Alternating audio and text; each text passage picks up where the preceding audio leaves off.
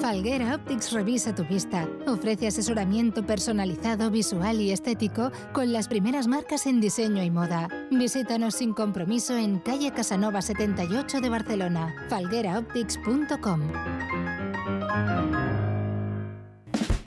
¿Conoces una copistería en tu barrio con precios low cost? Pues ven a Copies O. Scan, plotters, flyers a precios increíbles. Si vienes los sábados, las copias e impresiones las encontrarás a mitad de precio.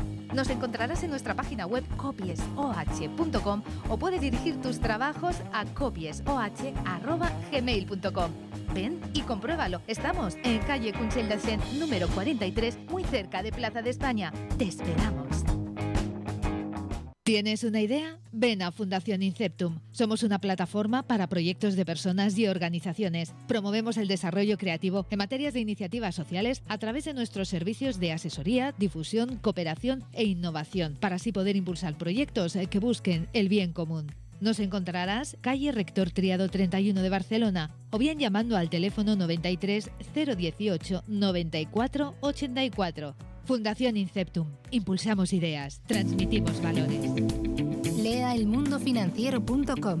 70 años ofreciendo la información económica y financiera más solvente. 3 Ave María y 2 Padre Nuestro no fueron suficientes.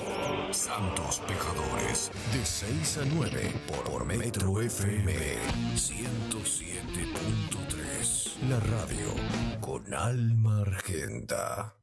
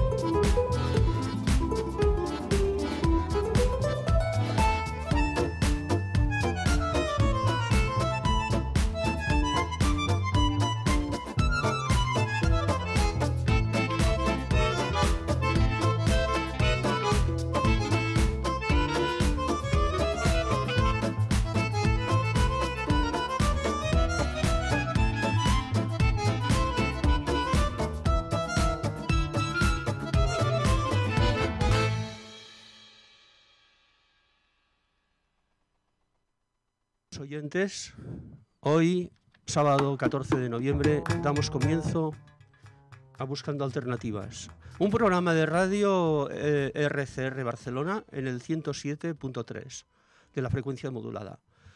Este programa está creado por Piratas Vers y patrocinado por la Fundación Inceptum, que también podéis encontrar por Facebook, Instagram o Twitter en el @RCR Barcelona. También podéis contactar por teléfono con nosotros en el 93 100 46 49. Repito, 93 100 46 49. Bien, si el pasado 31 de octubre tuvimos el placer de entrevistar a Maxi Cadenas, ingeniero de montes y naturalista del Valle de Narcea, que nos habló de la explotación de los bosques y de la necesidad de la ganadería, hoy tenemos el gusto de presentaros a Miguel Ángel Ortega, licenciado en Ciencias Económicas y presidente de la Asociación Reforesta. Reforesta es, a mi modo de ver, no solo es un ejemplo de trabajo bien hecho con respecto a la reforestación de nuestro país, sino también de la divulgación y del poder de movilización. Días atrás, Miguel, ¿verdad que me escuchas ya? Me escucho, sí. Perfectamente. ¿Me escuchas tú a mí? Sí, sí, perfectamente, perfectamente. Además, te estoy viendo por pantalla, que va muy bien. Y ahora te estás muy bien enfocado. Perfecto. Pues Bien. nada. Sí, bueno, mientras que estabas conectando, he hecho la presentación para ir adelantando un poquito. ¿eh? Te he presentado como presidente de la Asociación Reforesta y como licenciado en Ciencias Económicas. Sí, No me así es. equivoco, ¿verdad? Ujú. Bien, y bueno, días atrás descubrí en vuestra web algo que me gustó muchísimo, la calculadora de carbono. Sí, tenemos un par de ellas, una escolar y otra para, digamos, adultos. Pues me encantó, me encantó. Hace tiempo estuvimos dándole vueltas a crear algo parecido aquí entre nosotros y bueno, al final lo dejamos correr. Mira, necesitábamos demasiadas manos y no teníamos los suficientes. Pero bueno, está muy bien, me encantó muchísimo. Pues está además recién actualizado los factores de emisión, o sea que creo que los datos que da, los resultados que da son bastante correctos. Miguel Ángel, me gustaría hablar del bosque, sobre todo de los bosques que se incendian y cómo los reforestáis. Supongo que estáis muy especializados. He visto en vuestra web que tenéis un campo de acción enorme, pero sobre repoblar los bosques incendiados se tendría que hablar muchísimo, ¿no? No es lo mismo repoblar un bosque incendiado que repoblar una zona desértica, una zona... No, en fin. a ver, cada área debe tener un proyecto específico que responda al punto de partida y a las necesidades que tiene. Evidentemente, como acabas de decir, no es lo mismo un monte quemado que, por ejemplo, un área que está en riesgo de desertificación o simplemente un lugar desarbolado que se haya dedicado a agricultura o a ganadería y que se quiera volver a poblar de árboles con una reforestación. Pero es que, de hecho, dentro de los bosques quemados, de los montes quemados, tampoco son todos iguales, ni mucho menos, porque depende de la severidad del incendio el cómo se tenga que afrontar la recuperación del bosque. Incluso puede suceder que si el incendio no ha sido muy severo y queda, por ejemplo, pues algo muy importante, que es lo que se llama el banco de semillas del suelo, porque en el suelo, aunque nosotros no las veamos, pero hay cientos de miles de semillas de distintas especies, que pueden aguantar muchas de ellas bastantes años sin germinar hasta que llegan las condiciones adecuadas y lo hacen. Y de ellas entonces salen las plantas de las especies a las que correspondan esas semillas. Si queda un banco de semillas en el suelo porque el incendio no ha sido tan severo como para haberlo quemado, pues quizás incluso ni siquiera sea necesario hacer una reforestación porque el monte tenga capacidad de recuperación por sí mismo. Si el incendio ha sido muy severo u ocurre sobre una zona que se ha incendiado repetidamente en las últimas décadas, entonces es probable que sí que sea necesario ayudar a la recuperación y hacer una reforestación. Y luego ni siquiera hay acuerdo en muchas ocasiones entre los propios profesionales de la recuperación de los bosques, ya sean ingenieros de montes, biólogos, etcétera. Hay veces que ni siquiera hay acuerdo en cómo hay que intervenir, sobre todo en los primeros pasos y en aspectos clave, como por ejemplo si hay que retirar o no hay que retirar los árboles quemados que quedan en pie, ¿no? Y ahora, hablando de este tema, recuerdo que hace muchísimos años, yo era joven, hubo un incendio monumental en el Garraf. No sé si conoces la zona. Sí, de hecho trabajamos allí también. Y recuerdo que en aquel momento la gente, bueno, se contrató un helicóptero y se iba rociando con un helicóptero todo de semillas que decían que era de la vegetación de la zona. Sí. Ahora, bueno, ha sido por casualidad, hablando tú de este tema, pues he recordado tal como se intentó reforestar, o supongo que se tuvo éxito para recuperar aquella zona que quedó realmente deshecha. Correcto. Eso que comentas de esparcir semillas desde medios aéreos, por lo que yo sé, ocurrió en el año 1994. Precisamente, Reforesta tiene un convenio firmado con la Diputación de Barcelona, que es la responsable de la gestión de ese parque natural y de otros muchos de la provincia de Barcelona. Y los técnicos de la Diputación hace un par de años me contaron que efectivamente se dispersó muchas semillas, sobre todo de pino carrasco, de Pinus alepensis, y ahora casi que tienen el problema de que se les ha llenado aquello de pinos a partir de esa repoblación aérea que se hizo, y hay más pinos probablemente de los deseables. Por eso, cuando nosotros, por ejemplo, hemos hecho alguna actividad de voluntariado en Garraf, el trabajo que hemos hecho, bueno, aparte de plantar algunos árboles de especies como, por ejemplo, bueno, pues el olivo silvestre o el algarrobo, hemos limpiado la densidad de pino que hay, sobre todo cortando las ramas bajas, que son ramas secas, porque los pinos crecen tan juntos que se hacen la competencia entre ellos. Las plantas compiten por los nutrientes y por el agua. El Garraf además es una zona muy cárstica, entonces el agua se va enseguida hacia el subsuelo, ¿no?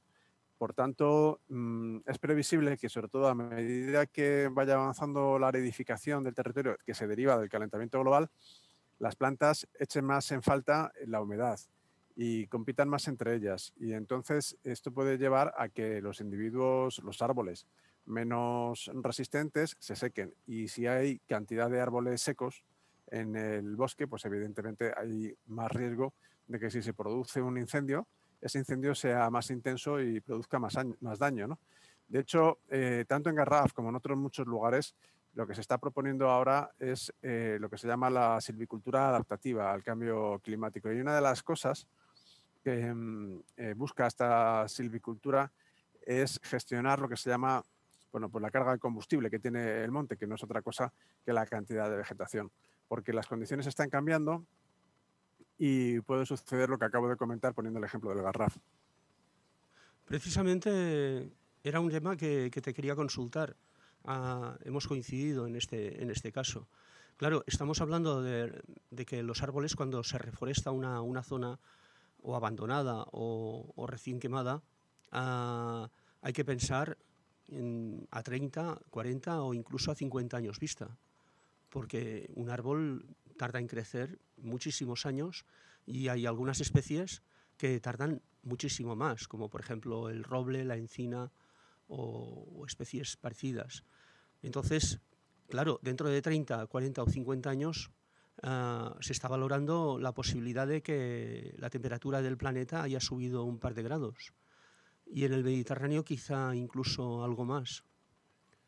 Y hay que tenerlo en cuenta. Efectivamente, sí, es así, y esto se está reflejando ya en el avance del desierto, ¿no? Ahora mismo hay como 30.000 kilómetros cuadrados de España, de la zona peninsular, que han pasado a estar clasificados como zona semiárida. Hay una serie de clasificaciones climáticas y una de las más empleadas es la que califica el territorio en función del índice de aridez. Entonces, en España hay climas desde húmedos hasta semiáridos, incluso áridos en el sureste.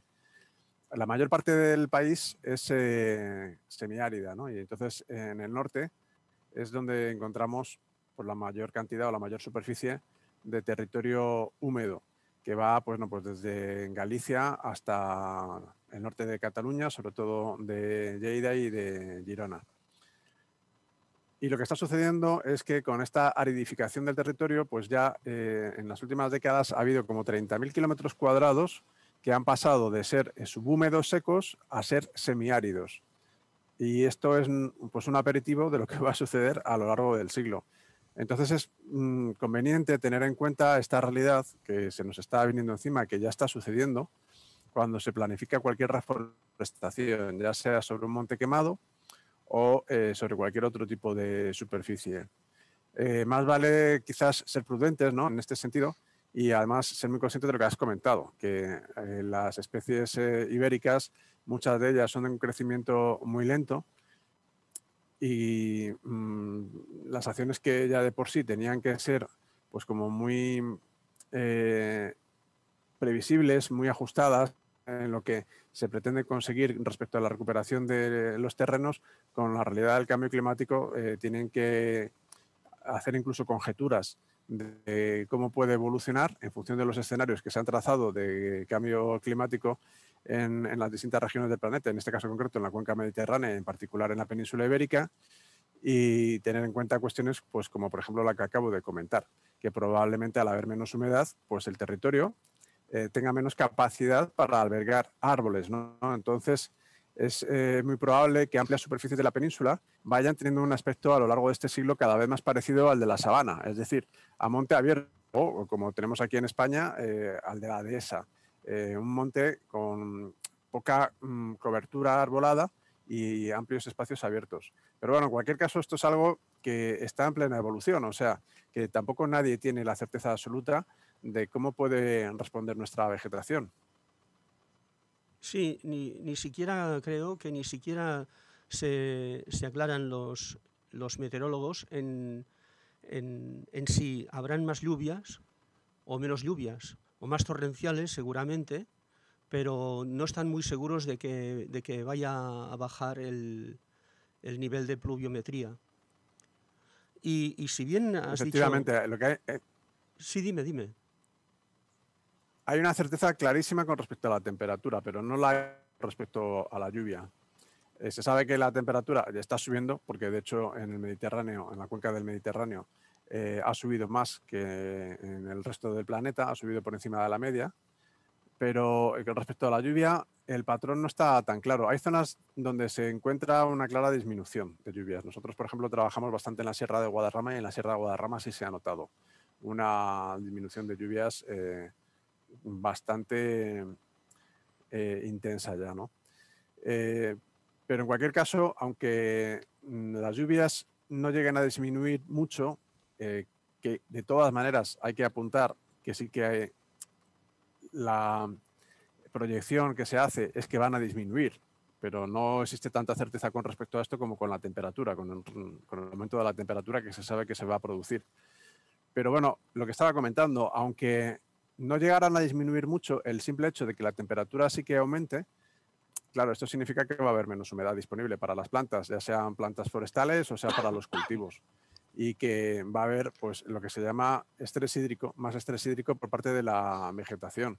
Y esto redunda en una peor salud, ya está redundando en una peor salud de nuestras masas forestales, que se están encontrando pues, que al estar más débiles, por las sequías que son cada vez más repetidas, pues sí que, y el incremento de la temperatura media, pues resisten peor a las plagas forestales, que ya no solamente son las plagas de los parásitos autóctonos, sino que también encima hay que lidiar con los parásitos importados, ¿no? Y esto, por ejemplo, pues está teniendo consecuencias bastante trágicas sobre especies ibéricas muy adaptadas al clima mediterráneo, como son el alcornoque y la encina, que sobre todo en la mitad sur están muriendo muchos árboles de estas dos especies, incluso árboles adultos, como consecuencia del ataque fundamentalmente de un hongo, que es un hongo importado, que se llama Phytophthora ciamoni, pero que se combina además con la acción de otros parásitos y con el hecho de que cada vez son más recurrentes las sequías. Porque, bueno, lo que sabemos es que hay una tendencia en principio prevista a la disminución de las lluvias, y lo que sabemos con más seguridad es que las lluvias se van a distribuir de manera más irregular. Y esto ya lo estamos notando con la intensidad de las lluvias que están cayendo, sobre todo en las zonas mediterráneas, en las zonas que están más cerca de un mar muy caliente, como es el mar Mediterráneo, y que están superando a lo visto hasta ahora. El problema del calentamiento del mar es bastante grave. La semana pasada estuvimos hablando con ahora no recuerdo el nombre, pero bien, mira, tenía tu nombre, pero en catalán. Exacto, sí, perdona. Miquel Ortega, de la asociación. Ortega también. Sí, de la asociación.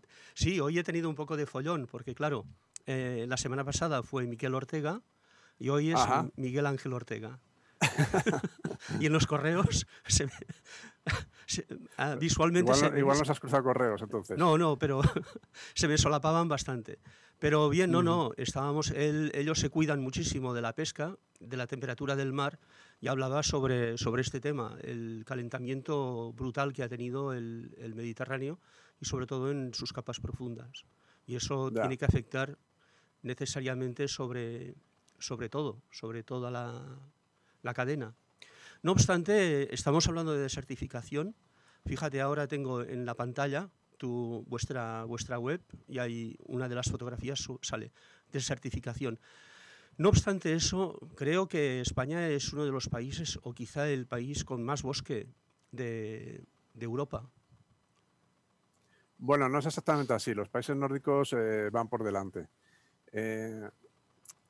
Nosotros tenemos una superficie de bosque grande, también porque al fin y al cabo España en la Unión Europea es el segundo país más extenso, después de Francia. Entonces también es normal que tengamos la red de, o sea, los bosques o las superficies boscosas forestales de las más amplias de la Unión Europea. Pero en relación con la superficie bajamos al tercer o cuarto lugar, si mal no recuerdo. De todas formas hay que tener en cuenta que en España el cómputo de bosque es un poco quizás engañoso, porque nosotros hablamos de superficie forestal, pero luego cuando bajas al detalle te encuentras con que tenemos superficie forestal arbolada y superficie forestal desarbolada. Entre ambas vienen a sumar la mitad del territorio, más o menos. Pero la superficie forestal arbolada viene a ser un 34, 35, 36%, por ahí se mueve. Y la superficie forestal desarbolada, que son los montes cubiertos fundamentalmente por matas o por arbustos o por prados o pastizales, vienen a ser como un 18% del territorio, que por supuesto son en cualquier caso ambas superficies bastante notables. Pero además dentro de la superficie forestal arbolada se incluyen las repoblaciones que son cultivos forestales, realmente de especies como por ejemplo el eucalipto o el pino de California, o incluso también pinos autóctonos, como pueda ser el pino pinaster, que tiene distintos nombres. El pino, que en unos sitios se llama pino piñonero, en otros pino marítimo, etcétera, ¿no? Entonces, a estas superficies que son cultivos forestales en realidad no se las debe de considerar bosques. Y si las dejamos aparte, la superficie forestal arbolada de bosque autóctono, pues está en torno a, no llega al 30%, no llega al 30%. Y hay que tener en cuenta que, según han determinado estudios científicos, las condiciones naturales de la península ibérica harían factible que la cobertura boscosa alcanzara entre el 90 y el 95% del territorio, cosa que hoy, por cierto, por supuesto, es imposible ni siquiera plantearse, no ya solamente porque conseguir ese porcentaje, recuperarlo sería una labor hercúlea, sino porque evidentemente hay una parte importantísima del territorio que está dedicada a agricultura, a ciudades, a redes de transporte, en fin, a otros usos, ¿no? Pero bueno, la realidad más o menos en principio es esta, según pues, las estadísticas oficiales, que son las de los inventarios forestales nacionales. También te quería comentar, cuando se recupera una zona, con el paso del tiempo, descubrimos que a medida que el bosque se pierde, el país se empobrece muchísimo. Es decir, el bosque también va relativamente, o sea, directamente relacionado con la economía del país. El bosque, aparte de que provee directamente de productos que tienen un valor económico, como puedan ser, por supuesto, la madera, los piñones, el corcho, es el cobijo también de otras especies que también tienen valor económico, como por ejemplo son los hongos, las setas, las plantas aromáticas. Los bosques, por otro lado, son ecosistemas que albergan una considerable diversidad de especies y entre ellas hay algunas que tienen un valor medicinal, culinario y que tienen también un aprovechamiento, pues como por ejemplo los frutos rojos, ¿no? Y como he comentado antes, las plantas aromáticas y las plantas medicinales. En la flora ibérica hay también plantas medicinales. Luego, además de eso, los bosques aportan valores muy difíciles de cuantificar, pero que son esenciales, porque son muy importantes para facilitar una regularidad en los flujos de los ríos y de los acuíferos subterráneos. Donde hay bosque, el agua se infiltra mejor en el subsuelo y el agua subterránea es la que alimenta ríos y manantiales. Eso es un valor enorme, como cualquiera se puede imaginar. Y la prueba de ello es que debido precisamente a la deforestación en las laderas de determinadas zonas del Mediterráneo, de las montañas litorales, cuando llueve fuerte, cuando hay una dana, se producen pues avenidas importantes de agua en las ramblas que terminan provocando las inundaciones que periódicamente tenemos que sufrir, especialmente en la zona mediterránea. Aparte de eso, el bosque evidentemente protege el suelo. Si perdemos el suelo, es clarísimo que el país está empobreciendo, porque el suelo al fin y al cabo es el soporte de todo, de cualquier productividad, no solamente biológica, sino también económica, directamente en lo que tiene que ver con el uso agrícola. Además de eso, los bosques contribuyen a generar un microclima más fresco. Son un espacio pues, al que acude la población también para encontrar un poco de equilibrio, pero de equilibrio mental, de equilibrio psíquico. Es decir, que eso también tiene una traducción muy difícil de cuantificar, pero tiene un valor económico, porque cuanto mejor cuidados estén los recursos humanos de un país, es evidente que mejor va a funcionar ese país, ¿no? Entonces, los bosques realmente tienen un valor brutal y si perdemos los bosques, está claro que el país se va a empobrecer, pero además del empobrecimiento inmediato físico que se va a notar en cuanto que donde había un bosque ya no lo hay, es que luego hay todas esas otras derivadas de lo que se llaman los servicios de los ecosistemas, para los cuales los bosques son un ecosistema esencial, que acabo de más o menos resumir: la protección del suelo, la regularización de los flujos de agua y recarga de manantiales y de ríos, la regulación de los ciclos de los nutrientes, de la absorción de carbono, que es muy importante para mitigar el cambio climático.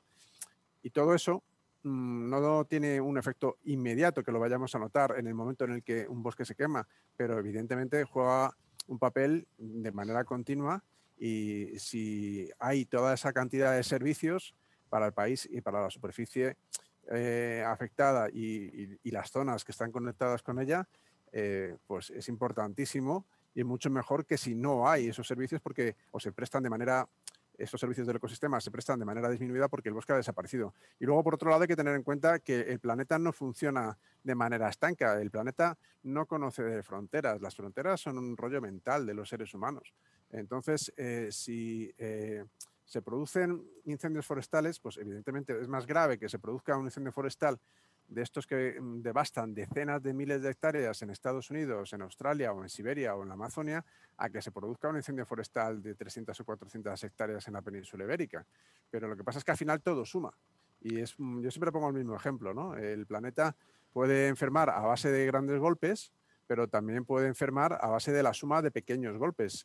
Si te clavan un alfilerillo, pues no pasa nada, incluso puede tener un efecto beneficioso, como ocurre de hecho en la acupuntura, pero si te cuecen alfilerazos y te llenan de alfilerazos, pues al final enfermas, ¿no? Pues eso es algo que también le sucede al planeta, que en definitiva funciona en realidad como un ser vivo, porque tiene una serie de procesos que son los que hacen posible la vida en la Tierra, y que para la especie humana y para el resto de las especies sea un planeta habitable. Y todo eso es lo que está en juego, pues por distintos factores o vectores de deterioro medioambiental, y evidentemente uno de ellos es la pérdida de los bosques a través de los incendios, o a través de la degradación de los bosques por la mala gestión humana, o a través de la tala directa.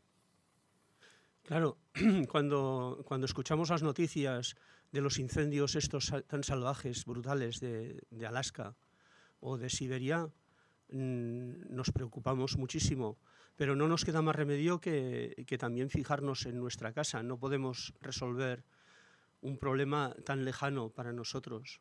Cada uno de nosotros tiene que cuidar un poco su entorno para, entre todos, conseguir salvar el entorno de todos. Yo esto lo suelo resumir de la siguiente manera. Hay Sí. dos formas de contribuir a superar la emergencia ecológica. Una de ellas es dejar de agredir a la tierra. Y la agresión la hacemos continuamente todos, cada uno en la medida de su consumo y de cómo produzca.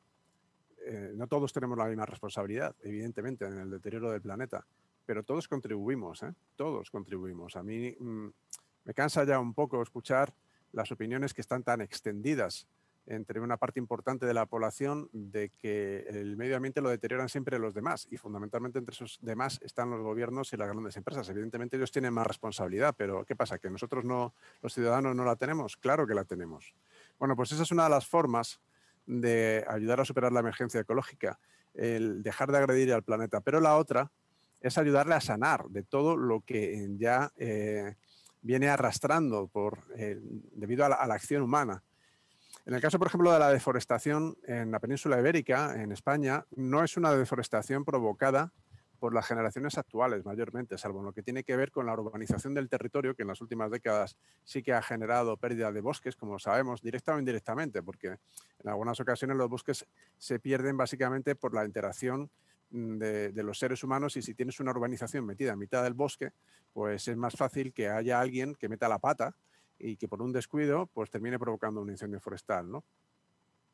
Entonces, tenemos que tener presente que si bien no somos las generaciones que hemos producido la deforestación de España, la deforestación es un hecho que arranca desde el mismo Neolítico, y además es un proceso que ha ido yendo y viniendo, pues porque, por ejemplo, en la época, parece ser, del Imperio Romano, España se deforestó bastante, bueno, España, entonces aquello no era España, la península ibérica, Sí. se deforestó bastante, luego en la Edad Media se recuperó, después se volvió a deforestar ya a partir del Renacimiento, y ya fue deforestándose, hasta que a finales del siglo XIX se emprendieron ya las grandes reforestaciones, que además, por lo menos para mi gusto, son las mejores que se hicieron, las de finales del siglo XIX y principios del siglo XX, las mejores que se hicieron a gran escala en España.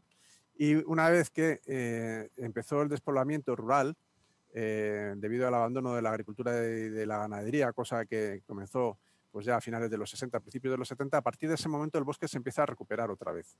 Y esto es lo que estamos viendo ahora, ¿no? Que el bosque se recupera, pero aquí hay que introducir matices, porque esa recuperación no es un proceso que podamos pensar que se va a consolidar en el corto y medio plazo, sin antes atravesar por etapas de cierto riesgo, incluso de riesgo de incendio forestal, por la misma forma en que se recupera la vegetación, que es, bueno, si quieres ahora hablamos de ello, ¿no? Pero bueno, que es una forma desequilibrada, por lo menos a corto plazo, porque el equilibrio se consigue a largo plazo, y entre tanto, como digo, pues existen riesgos de plagas, de incendios forestales, etcétera. Entonces, este proceso de recuperación de los bosques, sin embargo, es al mismo tiempo compatible, coexiste con el proceso de desertificación, que es consecuencia de esa deforestación heredada, y que hace que el 20%, según estudios oficiales realizados por satélite, divulgados en 2014, en lo que se llama el Mapa de Condición de la Tierra de España, que son estudios del Gobierno central, el 20% del territorio como mínimo, que podría ser hasta el 30 o 34% del territorio, está tan degradado que no cabe pensar que se pueda producir una recuperación natural del bosque si no hay una intervención humana. Y si se produce esa intervención humana, además, es a un coste enorme, ¿no? Pero luego, por otro lado, se están dando procesos todavía en zonas más localizadas, pero procesos de desertificación activa, como lo que acabo de comentar, de que también se han cuantificado que 30.000 kilómetros cuadrados han pasado de tener una aridez menor a una aridez mayor en las últimas décadas.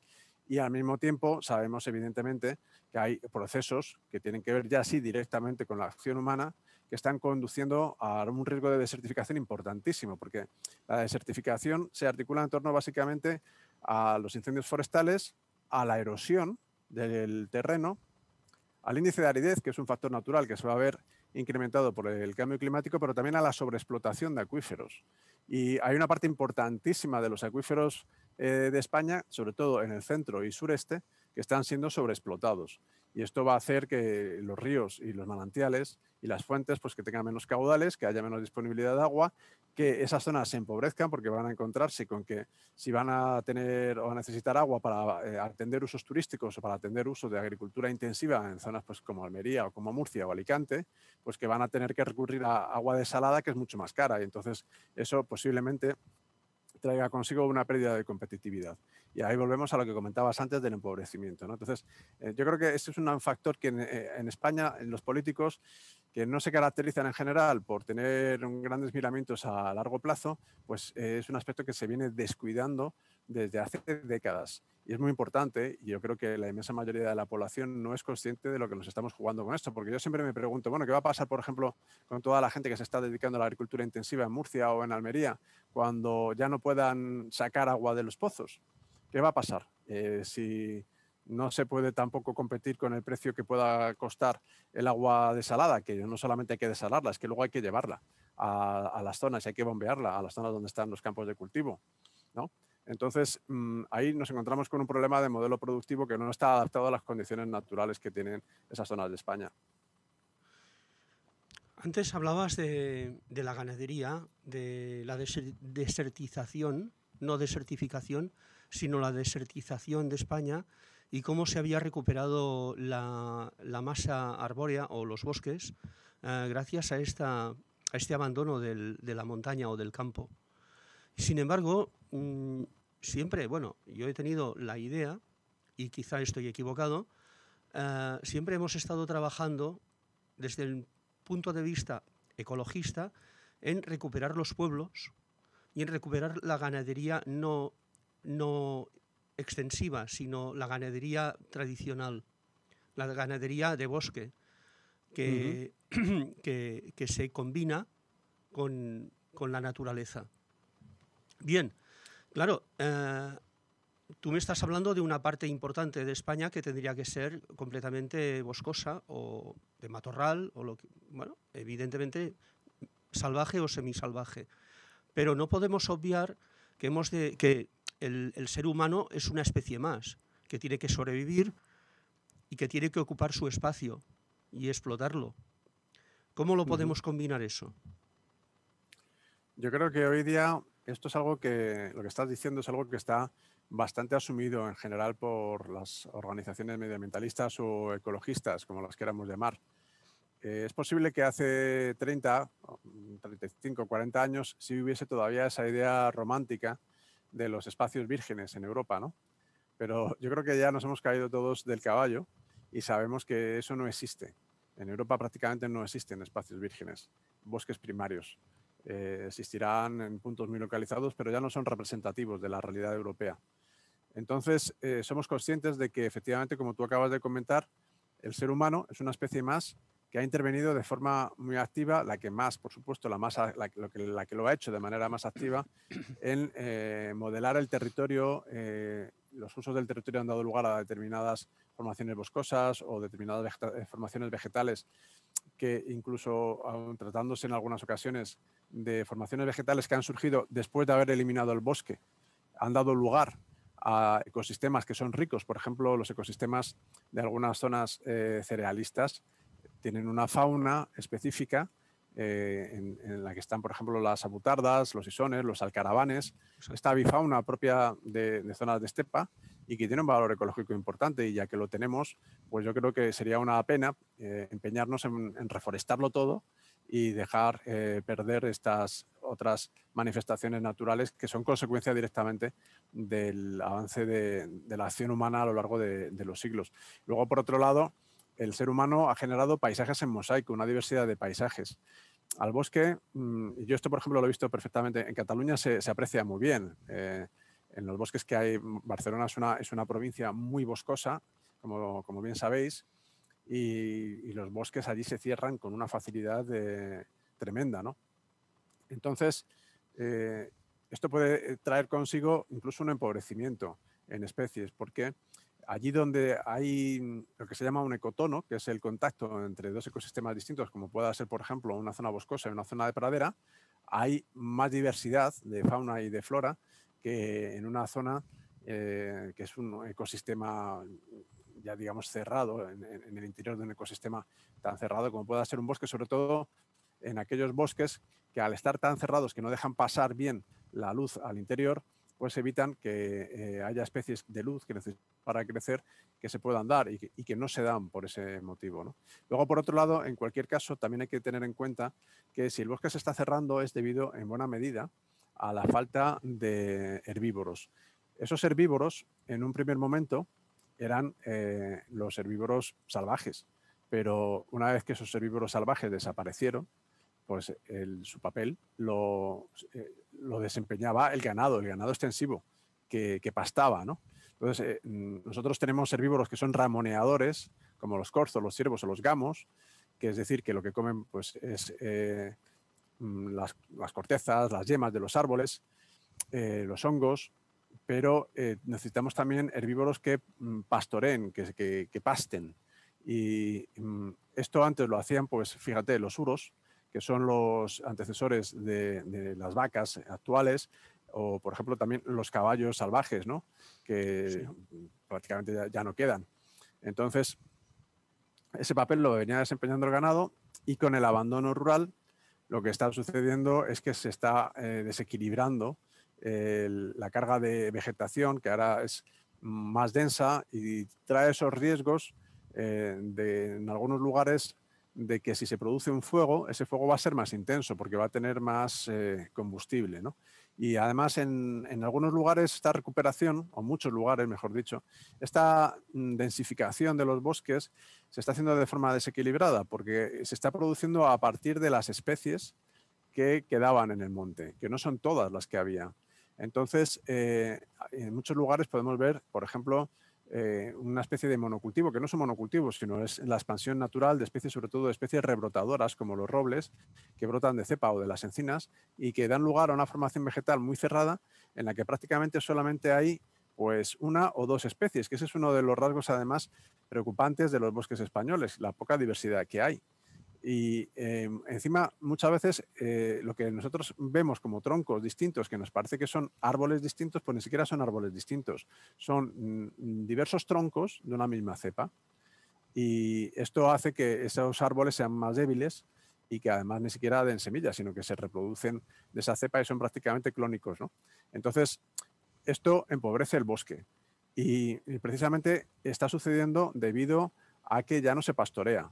Por tanto, entendemos que, por supuesto, que es necesario un equilibrio en el uso del espacio natural con una carga ganadera adecuada, porque tampoco hay que sobrecargar. Hay otros lugares, sin embargo, que están produciéndose mucha erosión o mucha contaminación por nitratos de los excrementos de los animales debido a que hay una sobrecarga ganadera. Entonces hay que llegar a un equilibrio. Y además tenemos que tener en cuenta también otra cosa, sobre todo en lo relativo a la producción de carne. Y es que cuanta más carne de origen extensivo seamos capaces de producir aquí, menos carne y menos piensos vamos a tener que importar. Y la ganadería a escala industrial, no solamente la cría del ganado a escala industrial, sino el cultivo de los piensos del ganado, que en España se importa muchísimo. He leído en un informe que si tuviéramos que producir toda la cantidad de pienso que consumen los animales aquí en España, sobre todo para las granjas de cerdos, tendríamos que cultivar un área equivalente a la Comunidad Autónoma de Navarra, que son 10.000 kilómetros cuadrados. Entonces, esto que nosotros estamos importando procede de la deforestación, sobre todo de bosques tropicales, que es a los que se les está robando bosque para cultivar los piensos que comen los cerdos o las vacas que están en intensivo en España y en otros países, ¿no? Por tanto, insisto, en la ganadería extensiva con una carga ganadera adecuada resuelve problemas medioambientales, no los crea, sino que los resuelve. Bueno, no me hables de las ganaderías intensivas de cerdo, que aquí en Cataluña ya sabes cómo estamos, y el problema que tenemos con los purines. Y la gestión de los purines, que es brutal. Es decir, sí, somos grandes exportadores, vendemos muchísima carne de cerdo, sobre todo a Alemania, que no quiere criar los suyos, los que come. Es decir, fíjate que estamos haciendo lo mismo, ¿no? Nosotros importamos el pienso para hacer los cerdos que Alemania está comiendo, porque no los quiere criar, porque sabe qué problema tiene luego el ecosistema con lo que está produciendo el cerdo. Bien, en fin. Bueno, y sí. no solamente es Cataluña, es que ahora mismo hay una fiebre de instalación de macrogranjas de cerdos porque el negocio, no solamente Alemania, el principal negocio es China, que es el principal importador, cómo no. Entonces, están inaugurándose más granjas de cerdo, que son macrogranjas, y generan el problema que comentas. Y además todo esto es un ejemplo de ineficiencia, porque se pierde más energía de la que realmente gana el ser humano comiéndose toda esa carne, si tenemos en cuenta pues, todos los procesos industriales y todo el recorrido que hacen la carne y los piensos y todo lo que se emplea para producir esa carne y esos piensos hasta que el filete que nos vamos a comer llega a nuestra mesa. Bueno, el problema es brutal. Mira, te voy a poner, bueno, ya sé que no tiene nada que ver con lo que estamos hablando, pero te voy a poner un ejemplo. Por ejemplo, en Cataluña sabes que una de las comidas tradicionales que más buscan las personas en el mercado pues son los pies de cerdo. No hay suficientes cerdos en Cataluña para tener tantos pies de cerdo circulando en las carnicerías. Pues caramba, mira, eso no lo sabía. Tienen que venir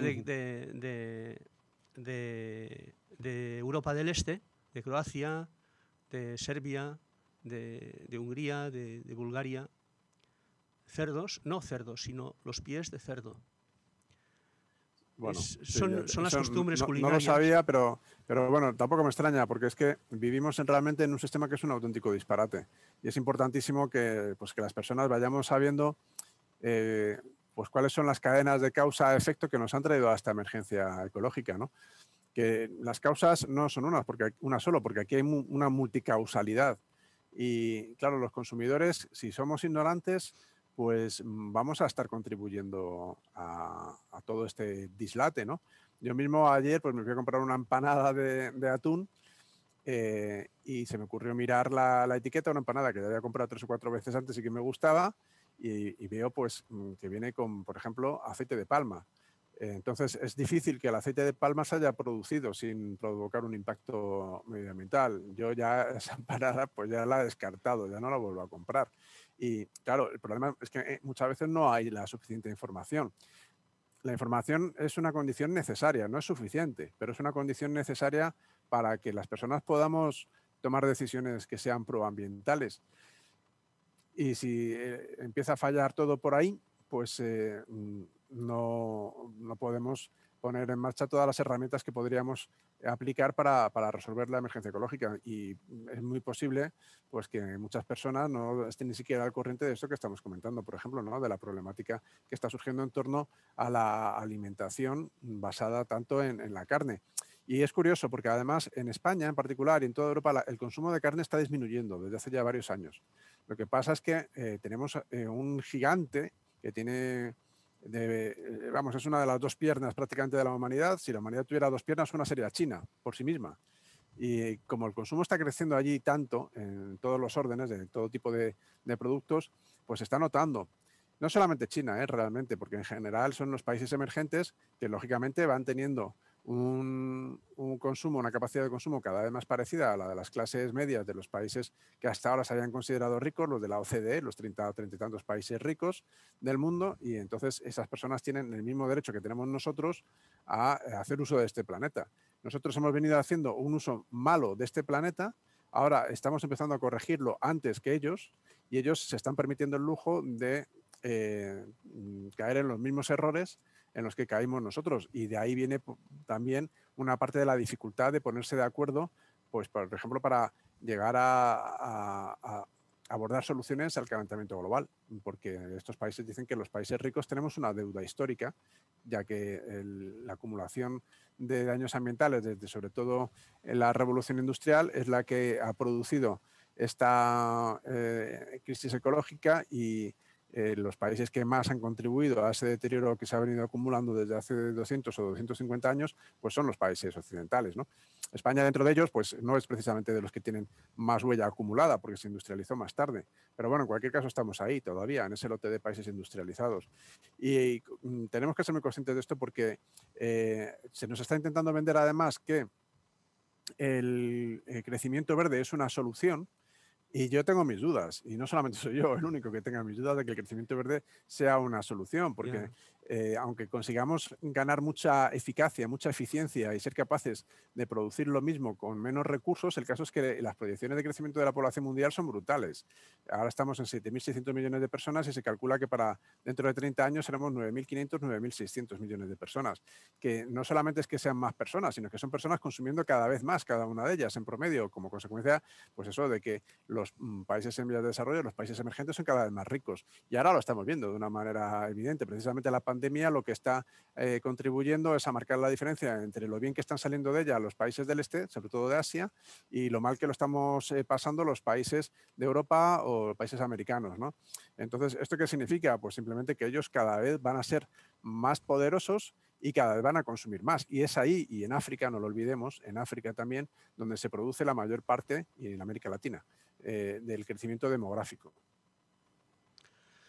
Vamos, que en resumen vuelvo a lo que comentaba antes. Lo de las fronteras es un rollo mental humano, pero el planeta no entiende de fronteras. El problema de la crisis y de la emergencia ecológica es un problema global y con mentalidades localistas no lo vamos a arreglar. Necesitamos una auténtica cooperación y desarrollar una conciencia global, una conciencia planetaria. Si no tenemos esa conciencia planetaria, no va a haber solución.